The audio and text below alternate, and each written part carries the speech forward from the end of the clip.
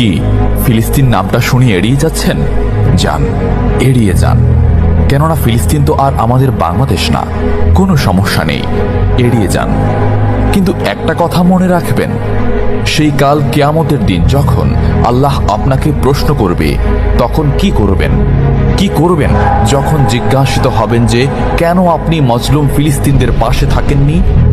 জানি উত্তর দিতে পারবেন না, কারণ আপনার নিজেরই জানা নেই এর উত্তর কি হবে।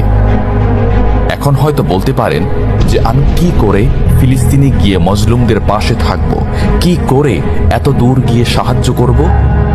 হ্যাঁ, এইরকম প্রশ্ন যদি আপনার মনে উদয় হয়ে থাকে, তাহলে অবশ্যই আপনার মনে অলসতা আর বজ্রে ভরা।